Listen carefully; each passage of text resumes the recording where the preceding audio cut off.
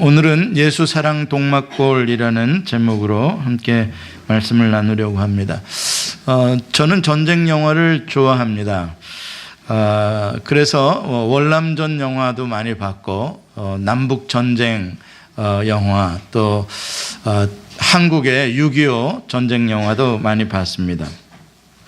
그 전쟁 영화를 보면 공통적인 것이 있어요. 그 전쟁의 비참함과 잔인함, 인간이 얼마나 폭력적인가, 정말 형제고 뭐고 없는 그러한 아주 무지막지한 이념적인 싸움들. 그런데 모든 전쟁 영화 중에 그렇게 폭력과 잔인함만 있는 것은 아니고요. 보면은 그 가운데 잔잔한 우정, 전우애, 아니면 형제, 남녀 간의 사랑, 어떠한 국경으로도 막을 수 없는, 이념으로도 막을 수 없는 그러한 놀라운 전쟁의 모든 포화를 멈추게 하는 사랑이 전쟁 영화 속에는 들어 있습니다. 이것이 바로 우리 인간들이 가지고 있는 양면성을 표현해 주고 있다. 우리 속에는 그러한 폭력성도 들어있고 동시에 사랑하는 마음도 있죠. 이게 하나의 패러독스입니다. 그러면서 동시에 희망이기도 합니다.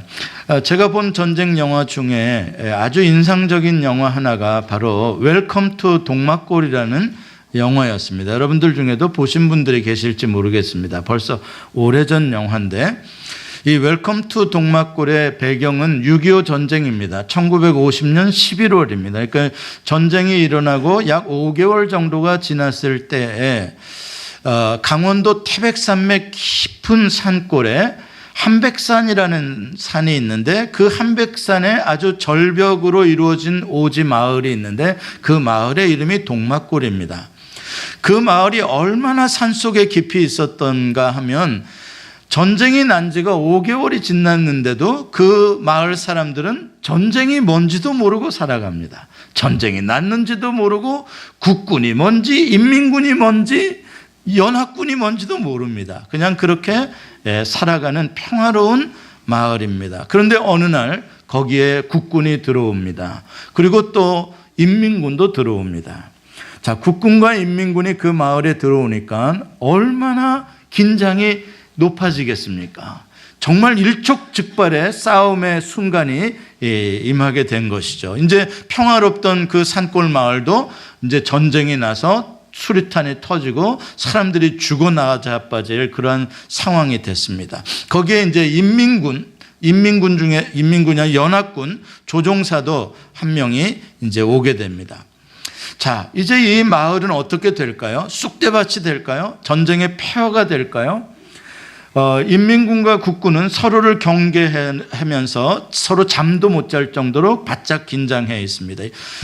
그런데 놀랍게도 조금씩 시간이 지나면서 하루 이틀 지나면서 이 인민군과 국군의 마음이 조금씩 녹아들기 시작하면서요, 이 동막골 사람들과 같이 먹고 즐기고 함께 놀기 시작합니다.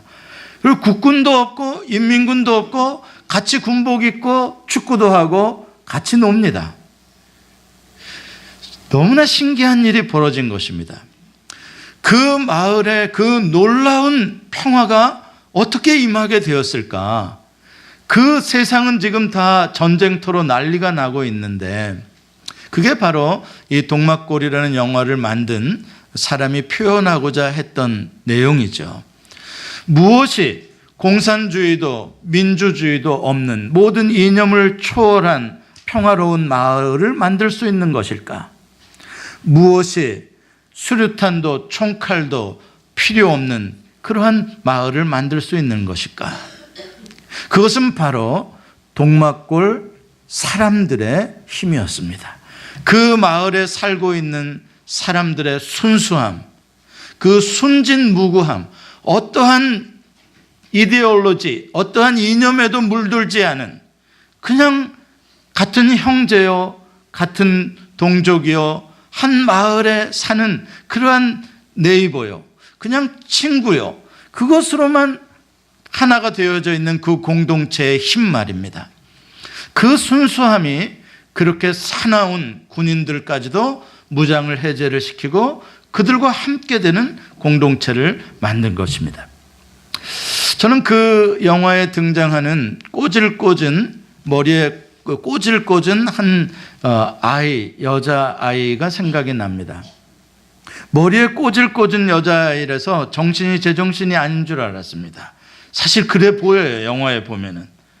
그런데 그 아이가 제정신이 아니라 제가 제정신이 아니었던 것을 알게 됩니다. 그 아이는 너무나 인간적인, 그 아이 안에서는 적도 없는 그냥 다 똑같은 형제고 다 똑같은 사람일 뿐입니다. 다만 우리들이 이 세상에 살면서 적도 만들고 이념도 만들고 편도 가르고 이렇게 살아왔던 것이죠. 저는 오늘 이 이사야 11장의 말씀을 읽으면서 이 주님이 보여주시는 이 새로운 평화의 세계에 대한 그림을 보면서 그 옛날에 보았던 그 웰컴 투 동막골이라는 영화가 같이 오버랩 되면서 생각이 났습니다. 예수님이 만들고자 하셨던 그 평화의 나라가 바로 예수의 사랑으로 만들어지는 동막골을 예수님이 꿈꾸셨구나라는 생각을 해보게 되었습니다. 오늘 본문 1절에 보면은 아주 대조적인 단어들이 나옵니다. 두 개의 동의어와 또 다른 두 개의 대조어가 나옵니다. 줄기와 뿌리는 동의어입니다. 또 싹과 가지도 동의어입니다. 그러나 줄기와 뿌리, 싹과 가지는 대조적인 그러한 단어들입니다. 줄기라는 것은 스탬프라는 말입니다. 스탬프라는 것은 나무 몸뚱이 잘려져 나가고 남아있는 그루터기를 말합니다. 그 그루터기마저 파헤쳐지면 뿌리만 남는 것이죠. 여러분, 나무가 그루터기만 남았다, 뿌리만 남았다라는 것은 무엇을 상징하는 것이겠습니까? 이미 무엇인가 강력한 힘에 의해서 나무가 잘려져 나간 것입니다. 엄청난 고난의 회오릿바람이, 전쟁과 같은 엄청난 시련이 지나간 흔적이 바로 잘려진 나무요, 뿌리만 남은 나무가 상징하는 것입니다. 절망이죠. 또한 폐허의 모습입니다. 그런데 거기에 한 싹이 나고 한 가지가 난답니다. 이것은 새로운 희망입니다. 그리고 싹과 가지로 끝나는 것이 아니라 더 나아가서 결실까지, 열매까지 맺게 되는 비전을 보여주고 있습니다. 자, 그렇다면 여기서 말하는 싹과 가지는 누구를 상징하는 것일까요? 이새의 줄기에서라고 말합니다. 이새는 다윗 왕의 아버지입니다. 이새의 줄기라는 표현은 다윗 왕조를 상징하는 것입니다. 지금 다윗 왕조가 바벨론의 침략에 의해서 완전히 폐허가 되고 멸망이 되었습니다. 끝난 것 같았습니다. 이제 그루터기와 뿌리밖에 남은 것이 없습니다. 그런데 하나님께서 그 다윗 왕조를 다시 세우시겠다는 희망의 메시지를 그림 언어로 보여주는 것이죠. 그렇다면 그분이 누구일까요? 다윗 왕의 후손으로 오시는 예수 그리스도 메시아이십니다. 메시아가 이 땅에 태어나셔서 메시아가 이 땅을 하나님의 영으로, 지혜와 모략의 영으로, 성실과 하나님의 능력의 영으로, 지식의 영으로 이 세상을 통치하게 되면 열매로 나타나는 새로운 세계가 세워지는데 그게 바로 평화의 나라라는 것입니다. 그래서 예수 그리스도는 평화의 왕으로 이 땅에 오시는 분이십니다. 그 예수님이 세우시는 평화의 나라의 모습이 6절, 7절, 8절에 하나의 그림 언어로 표현이 되어 있습니다. 6절, 7절, 8절에 보면은 8종류의 짐승들이 나옵니다. 4종류는 약한 짐승들이고 또 다른 4종류는 그 약한 짐승들을 잡아먹는 맹수들입니다. 4종류는 약한 짐승들은 양과 염소, 송아지, 암소입니다. 그리고 그것들을 잡아먹는 맹수는 이리, 표범, 사자, 곰입니다. 이 8종류의 짐승들은 한 우리에서 평화롭게 살 수가 없습니다. 그렇죠? 약한 자는 늘 잡아먹히는 비명소리를 지를 것이고 맹수들은 포효를 할 것입니다. 그런데 흥미로운 것은 이 그림 언어 속에 6절, 7절, 8절에 나오는 두 개의 단어가 있는데 하나는 어린이라는 단어입니다. 어린. 그리고 또 하나는 함께라는 단어입니다. 그 가장 작고 가장 어린 그러한 새끼나 우리 사람들 중에서도 어린 아이, 젖된 아이, 이런 아이들조차도 아무 두려움 없이 편안하게 사는 공동체를 말해주고 있습니다. 어떻게 그게 가능하냐? 어떻게 그렇게 가장 연약한 자도 그 안에서 살 수가 있느냐 하는 것입니다. 이렇게 예수 그리스도가 이 땅에 오셔서 하나님의 나라를 세우는 그 나라는 가장 연약한 자도 가장 안전하고 평안하게 살 수 있는 새로운 질서, 새로운 세계가 임한다는 말씀입니다. 여러분, 사실 짐승들, 동물의 세계에서 약육 강식의 그러한 법칙이라는 건 자연스러운 일입니다. 왜냐하면 약한 짐승들은 개체수가 많고 또 새끼를 잘 낳기 때문에 많아지죠. 맹수들은 새끼도 많이 낳지 않기 때문에 그 맹수들과 이 약한 짐승들이 서로 먹이 사슬이 되어서 자연의 질서를 잘 유지하고 있습니다. 그래서 맹수가 약한 짐승을 잡아먹는 걸 그렇게 잘못됐다고 말할 것까지는 없습니다. 그런데 문제는 인간 사회입니다. 인간 사회 속에 똑같은 그런 짐승들의 약육강식의 법칙이 적용이 된다는 것이 문제인 것이죠. 여러분, 인간 사회는 하나님이 그렇게 약육강식으로 살라고 창조한 세계가 아닙니다. 인간 사회는 하나님께서 강한 송곳니로 인간을 창조하신 것이 아닙니다. 하나님은 인간을 창조하실 때 하나님의 형상으로, 하나님의 이미지로 창조를 하셨습니다. 하나님의 이미지는 무엇입니까? 그것은 하나님의 사랑입니다. 하나님의 사랑을 품은 존재로 만들어 주셨습니다. 그럼 어떤 사회를 만들려고요? 사랑의 사회를 만들어내는 것이죠.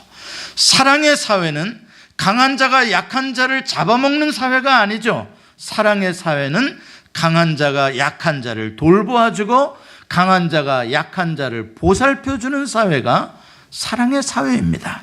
하나님은 인간을 그렇게 만드셨습니다. 그런데 인간의 탐욕이 마귀를 닮아가기 시작하는 것입니다.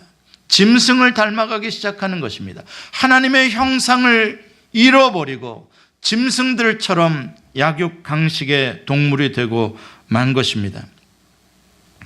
지금도 이 지구상에 보면은 이 사악한 세력들, 강한 무기를 가진 사람들에 의해서 연약한 사람들이 끊임없이 죽임을 당합니다. 그 중에서도 어린 아이들이 죽임을 당하고 있습니다.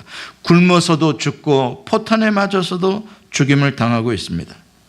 지금 이 순간에도 거대한 자본을 가진 대기업들이 골목까지 침투해 들어와서 작은 구멍가게조차도 하지 못하도록 그들의 밥그릇까지 빼앗아 가고 있습니다.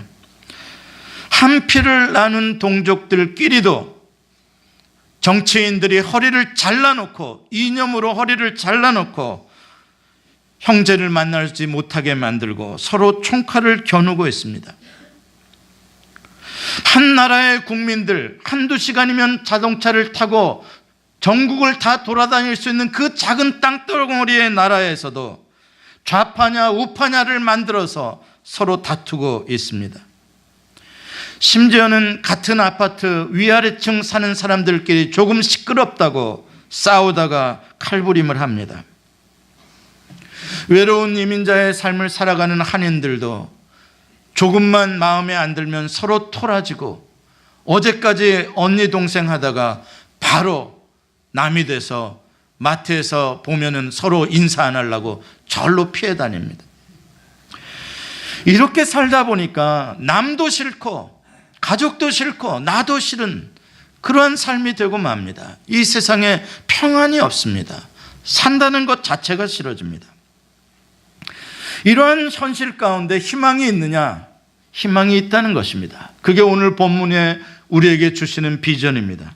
주님께서는 이러한 장벽의 세계, 이러한 미움의 세계를 다 허물고 모든 사람이 평화롭게 사랑으로 살아갈 수 있는 세계가 올 수 있다는 것입니다. 그게 어떻게 가능하냐? 우리 인간들이 개과천선을 해서 우리 인간들이 착해져서 그런 나라를 만들 수가 있느냐? 아닙니다. 오늘 성경에 보면 그렇게 해서 가능한 나라가 아닙니다. 우리가 윤리 도덕을 학교에서 가르친다 그래서 인간들이 좋은 나라, 평화의 나라가 오는 것이 아닙니다. 인간은 원래 죄로 더럽혀진 악한 존재들입니다. 그러면 그 나라가 어떻게 오느냐? 그 나라의 왕이 오심으로 인하여 가능하다는 것입니다. 평화의 왕이 오심으로 인하여 가능하다는 것입니다. 불가능을 가능케 하시는 그 왕이 모든 것을 사랑으로 덮으며 모든 것을 사랑으로 바꾸어 놓을 수 있는 사랑의 핵폭탄을 가지신 왕이 오심으로 말미암아 모든 미움의 장벽을 다 허무시겠다는 것입니다. 예수님이 만드시겠다는 것입니다. 그렇기 때문에 희망이 있는 것입니다. 우리 보고 만들어라 그랬으면 우리는 못 만듭니다. 그러나 왕이 오시면, 예수님이 오시면 예수님의 사랑으로, 예수님의 사랑이 임하는 그곳마다 평화가 임하게 되는 것입니다. 자, 그렇다면 예수님께서 이 땅에 오셔서 보여주는 하나님의 마음, 하나님의 지식이란 무엇이겠습니까? 요한복음 1장에 보면 예수님은 태초에 계셨던 말씀이라고 이야기를 합니다. 하나님께서 말씀이 육신이 되어 이 땅에 보내주셨는데 도대체 무슨 메시지의 말씀을 우리에게 전하시려고 육신을 입고 하나님이 이 땅에 오셨는가? 그 메시지가 무엇인가? 요한복음 3장 16절에 이야기를 해주고 있습니다. 하나님이 세상을 이처럼 사랑하사 독생자를 주셨으니, 하나님이 이 땅에 보내주시고 싶으셨던 메시지 하나는 I love you입니다. 나는 너를 사랑한다. 나는 너를 이처럼 사랑하노라. 그게 십자가에서 매달린 상태로 이 세상에 영원히 보여주시는 예수 그리스도의 메시지, 하나님의 지식입니다. 예수님의 그 사랑이 마귀의 독침, 마귀의 정죄를 이기셨습니다. 부활로 이기셨습니다. 예수님의 그 사랑이 이리와 표범과 사자의 송곳니를 뽑아내시고 독사의 독을 제거하셨습니다. 예수님의 그 사랑을 이제 마음에 모시고 그 사랑을 품고 사는 사람에게는 하나님의 나라가 그 사람의 마음 속에 임하는 것입니다. 사랑의 나라, 예수 사랑의 동막골이 임하는 것입니다. 이제 전쟁과 폭력으로 만들어지는 세계가 아니라 용서와 사랑으로 놀라운 평화의 세계가 만들어진다는 것입니다. 이것이 바로 하나님께서 창세전에 감추어 놓으셨던 비밀입니다. 에베소서에서 1장 10절에 이렇게 말씀하십니다. 하늘에 있는 것이나 땅에 있는 것이 다 그리스도 안에서 통일되게 하려 하심이라. 우리는 예수 그리스도 안에서 다시 지음을 받은, 다시 창조되어진 New Creation, 재창조되어진 존재입니다. 주님이 왜 우리를 이때에 다시 만드셨나? 왜 우리를 사랑의 동막골로 만드셨나? 우리로 하여금, 우리를 통해서 이 세상에 그 하나님의 나라를 확장시켜 나가고 우리 안에서 이 구원받은 하나님의 백성들의 이 공동체 안에서 모든 것들을 통일을 시키고자 하는, 모든 것들을 하나 되게 하고자 하는 그 목적으로 우리를 다시 창조하신 것입니다. 에베소서 2장 10절은 이렇게 말씀합니다. 우리 같이 한번 읽어보겠습니다. 시작. 우리는 그가 만드신 바라 그리스도 예수 안에서 선한 일을 위하여 지으심을 받은 자니 이 일은 하나님이 전에 예비하사 우리로 그 가운데서 행하게 하려 하심이라. 아멘. 여기서 말하는 선한 일, 그 가운데서 행한다라는 것은 무슨 뜻입니까? 그것은 바로 예수의 사랑 안에서 산다는 것이요, 예수의 사랑의 선한 일을 한다는 것을 말하는 것입니다. 예수 사랑의 동막골의 삶을 산다는 것입니다. 예수님 때문에, 예수님의 사랑 때문에 나 같은 죄인이 하나님과 화평하게 되었습니다. 예수님의 사랑 때문에 나는 내 모습을 있는 그대로 사랑할 수 있게 되었습니다. 나 자신과의 화평이 이루어졌습니다. 예수님의 사랑 때문에 내 이웃과의 화평이 이루어지게 되었습니다. 이제 나는 나를 사랑하는 사람만이 아니라 나를 미워하는 사람들까지도 사랑할 수 있게 되었습니다. 왜? 예수님은 나같이 죄인을, 나 같은 죄인까지도 사랑하셨기 때문입니다. 에베소서 2장 21절은 이렇게 말씀합니다.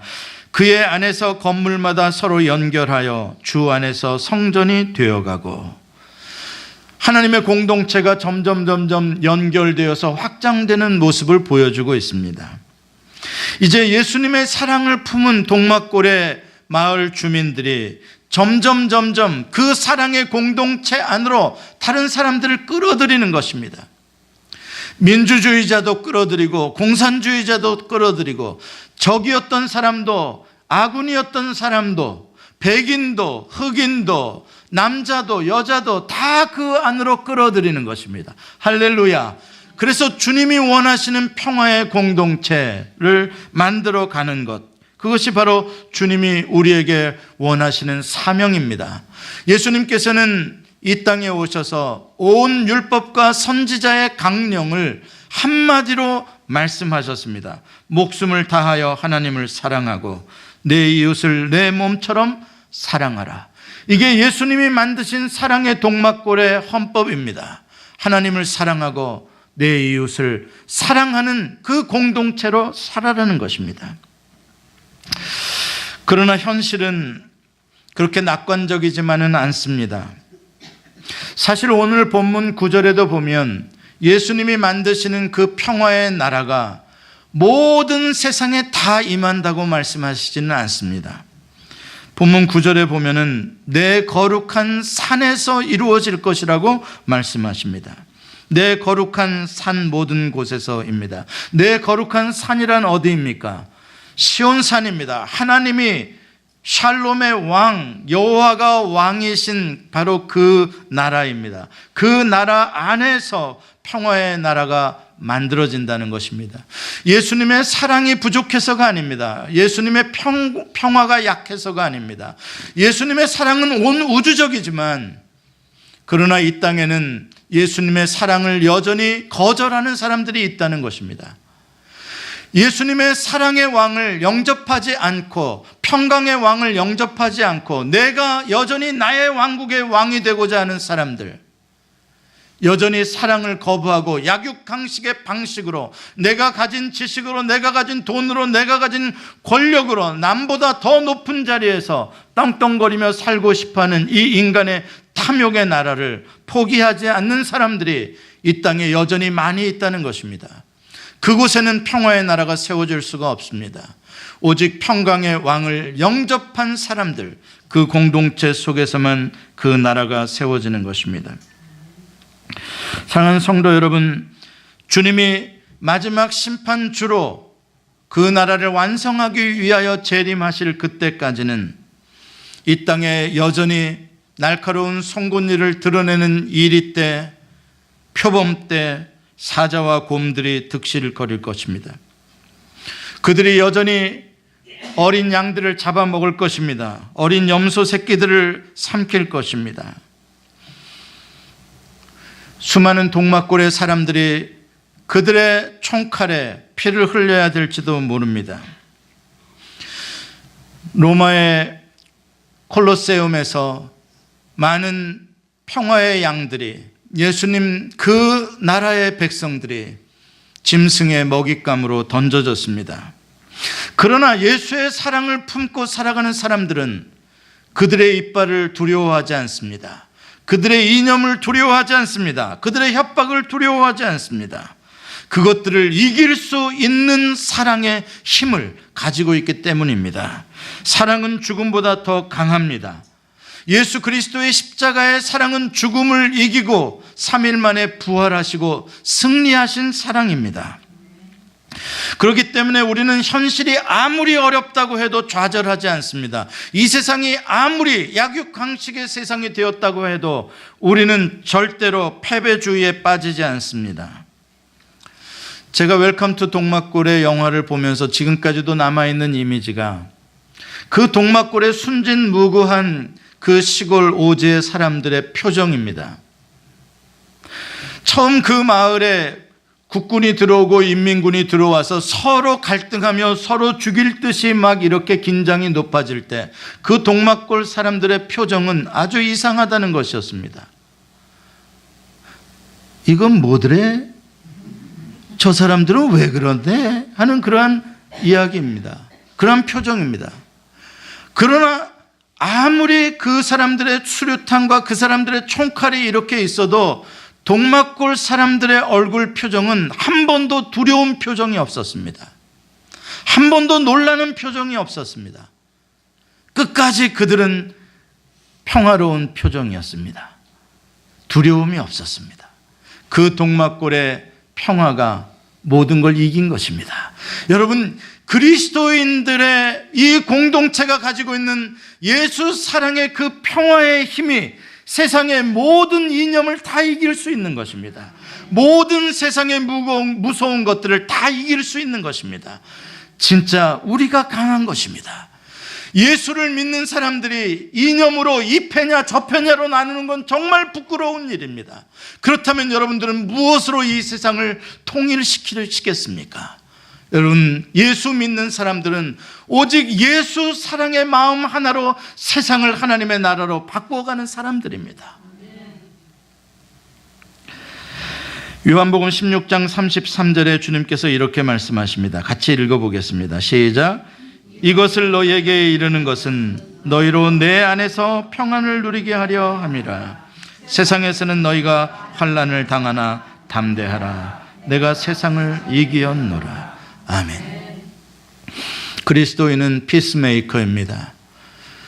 화평케 하는 자라야 하나님의 자녀라 일컬음을 받는다고 성경은 말씀합니다. 여러분 때문에 공화당과 민주당이 화해되게 하시기 바랍니다.